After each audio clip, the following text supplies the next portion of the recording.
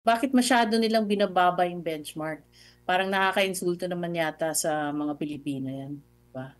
So kung sino man yung gumawa niyang soundbites na yan, siguro bagsak yan sa Communications 101. Kasi kung ang pinapalabas niyang kwento ay or narrative niya ay mura ang mga bilihin, hindi ganun yung dating. Ang dating, medyo elitista yung dating kasi parang, oh, yan lang ang kaya yung budget, 500 lang. So, magtiis kayo. Parang ganun yung dating sa tao.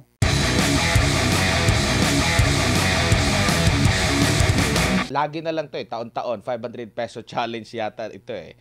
Na pang Mm. Noche Buena, ma'am. Ano pong nakikita niyo pong, ano dito, anong pananaw niyo po rito? Anong opinyon niyo po, dito po? Kasi sentro ito ng, diskusyon ngayon sa social, media. Taon-taon na lang po ito, debate po dito, debate doon. Anong pananaw niyo po dito, Ma'am Cora? Natatawa naman ako diyan kasi yung mga presyo ng bilihin tumataas pero yung kanilang benchmark hindi tumataas, 500 pa rin hanggang ngayon. Ilang taon na ba 'yan? At saka hindi ko alam kung anong pinanggalingan yung 500 na 'yan kasi alam mo ang tawag dito, yung per capita GDP naman ng Pilipinas ay 2,000 pesos per day, no? So, at saka yung ating wages, over 600. So, saan nanggagaling yung 500 na yan? Bakit masyado nilang binababa yung benchmark? Parang nakaka-insulto naman yata sa mga Pilipino yan. Diba? So, kung sino man yung gumawa niyang soundbites na yan, siguro bagsak yan sa Communications 101. Kasi kung ang pinapalabas niyang kwento ay or narrative niya ay mura ang mga bilihin, hindi ganun yung dating. Ang dating, medyo elitista yung dating kasi parang, oh, yan lang ang kaya yung budget, 500 lang. So, magtiis kayo. Parang ganun yung dating sa tao. Opo, pero ang ano din kasi nito, ma'am, sinasabi din nila sa gobyerno, diskarte lang daw ang kailangan kasi meron namang mura, meron namang mga discounted. Debate pa nga kung ano ang Noche Buena. Hinanap natin yung ibig sabihin ng Noche Buena. Parang ano lang siya, salo-salo, may handaan, salo-salo sa pagsalubong sa December 25 po. No? So parang sinasabi nila na kahit anong handa pwede yan sa Noche Buena. Meron namang mga discounted. Pero sa mata ng mga Pilipino kasi, pag sinabi mo kasi pagsalubong sa Pasko, talagang espesyal yan. Hindi yan yung regular na kinakain natin na dinner. Parang fiesta. Parang ganyan din yung handaan, which is yung ₱500 mo. Tanong nga, parang hindi nagkaroon ng inflation. Sabi mo nga, Ma'am Cora. Opinion niyo po. Actually, kung isipin mo talaga, birthday yan ni Jesus Christ, di ba? So, maski anong birthday, sineselebrate. At usually, pag birthday, yung hindi nga karaniwan na pagkain ang kakainin mo. Tsaka, alam mo kasi, karamihan ng mga Pilipino ay Kristiyano. Kaya ang Christmas ay napakahalaga sa mga Pilipino.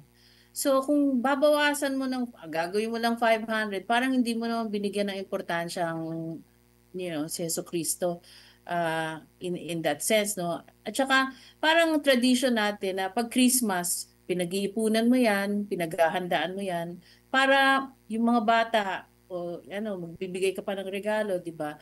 At saka magsasalo-salo kayo sa masaganang pagkain. So, hindi ko talaga maintindihan kung bakit pinipilit ng DTI ang ganyang soundbite, no? Hindi talaga maganda pakinggan. At saka anong binibigay mong mensahe sa buong mundo tungkol sa mga Pilipino? Talaga bang naghihikahos ng mga Pilipino at 500 pesos na lang ang kaya nila pang Noche Buena? Nakakahiya, di ba? Malaking insulto yan para sa mga Pilipino. Opo. So kumbaga may problema tayo sa communication. Siguro imbis na ganito yung lagi nilang sinasabi, mas maigi na lang kung ano yung kanilang efforts na ginagawa para mas maging abot kaya na lang siguro yung Noche Buena, Ma'am Cora. Tama. Oo. Alam mo, nung eleksyon, namimigay sila ng libu-libong piso, di ba? Bakit pag Christmas hindi sila mamigay? Hindi naman lahat ang bibigyan nila kasi yung mga kulang lang, yung mga nasalanta or talagang nandun sa lower income strata, no? Yun lang naman ang kailangan nilang bigyan eh. So, bakit hindi nila punuan yung pagkukulang? Kasi yan naman ang role ng government. So dagdagan na lang nila kung ba't kailangan ipako sa 500. As you said nga, ilang taon na itong 500. Pero yung inflation tumataas. I mean, yung mga presyo ng bilihin tumataas. So, doesn't make sense. Opo, question pa nga rin dito yung pagiging ano natin, 'di ba? Merong mga pahayag noon na malapit na nating makuha din yung tinatawag na upper middle income na status. Hindi pa natin makuha-kuha po. Tapos ganito pa yung mga sinasabi. Parang binabaliwala ba nila yung parang nararanasan ng mga paghihirap ng ating mga kababayan sa tingin niyo po sa mga ganitong klase ng communication?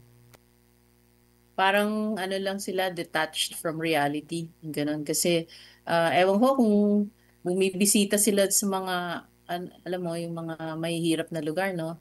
Kasi mabuti pa nung previous administrations, makikita mo yung mga secretary ng DTI na talagang pumupunta sa palengke or bumibisita talaga, no, tinitingnan yung mga presyo, tsaka nakikihalubilo talaga sa mga tao. Pero ngayon yung ating DTI secretary parang she's out of touch. Ang pangalan pa naman niya Christina. So Christ, Opo. coming from Christ, 'di ba? Birthday ni Jesus Christ ang Christmas. So dapat talagang binibigyan ng kahalagahan yung ang Noche Buena. Opo. Ma'am, pag-usapan lang natin ang inflation. Kasi sinasabi nila bumagal ang inflation. So kumbaga dati mataas pero bumagal. Pero may pagkakamali din dito sa pagkakaintindi ng isang ordinaryong tao. Baka sila'y malinlang, kumbaga, Mama Cora, na, uy, ay ba't naging 1% na lang yung inflation last year ganito? So ibig sabihin ba nito nagmura na? Ano po yung paliwanag niyan, ma'am? Layman's term. Kasi hindi naman po nagne-negative. Siguro kung nagne-negative, ibig sabihin na babawasan, bumabalik sa dati siguro mga 1 year ago yung presyo. Pero bumaga lang, pero hindi ibig sabihin bumaba ang presyo. Tama po ba, Ma'am Cora? Oo, tumaas pa rin, bumagal lang yung pagtaas. Pero ang katotohanan niyan, maaaring bumagal lang ang pagtaas kasi mababa rin ang demand. Kasi ang presyo, it's a result of ano ito, supply and demand, no? So pagka maraming supply, mababa ang demand, bumababa ang presyo. So ngayon, mahina ang purchasing power ng mga Pilipino. Kaya siguro bagal yung pag-increase ng presyo. Pero tumataas pa rin siya. So, ah, hindi hindi maaring sasabihin ng gobyerno, oh, mababa ang presyo, so kaya niyong gumastos, ganyan. Hindi ganun yun eh. Bibigyan mo ng oportunidad para tumaas ang sweldo o kaya magkaroon ng trabaho yung mga walang trabaho para tumaas ang consumption nila. Ganyan. Opo. So, yun, ganun yung explanation doon. Ma'am, dito tayo sa naging pahayag naman ng Bureau of Treasury kamakailan lamang po na napag-alaman na tumaas yung ating budget surplus, no? Kumbaga, ito'y dahil or ito'y may kaugnayan doon nga sa korupsyon. Tumigil yung pagpopondo doon sa mga infrastructure projects. Pag nagkaroon po ba ng budget surplus, mas ano raw kumbaga, mas mataas yung ah, ah, pasok ng pera kumpara Yung doon sa kinikita. Oo. kinikita kumpara doon sa ginagastos po natin. May masamang epekto po ba ito, ma'am, sa ating Wala ekonomiya? naman. Wala naman. Actually, maganda nga na nagsisurplus kasi hindi sila kailangang umutang ng malaki. No? Umutang pa rin pero uh, less yung pressure for them to borrow money. Ngayon, kung fiscal surplus, maganda nga yan pero dapat yung kinikita ng gobyerno dapat gagamitin sa mahusay. So, makikita natin yan kung yung 2026 makakita na tayo ng talagang meaningful infrastructure projects, flood control projects. Kasi pag hindi pa yan nangyari, talagang pag umulan ulit, pag bumagyo ulit, mababali na yung sinasabi ni Presidente na, oh, next year wala nang mga baha. But I doubt kung mangyayari yan kasi, flood control projects takes time.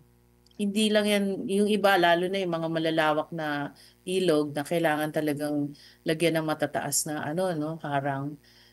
Kailangan talaga niyan, medyo taon-taon ang aabuti niyan.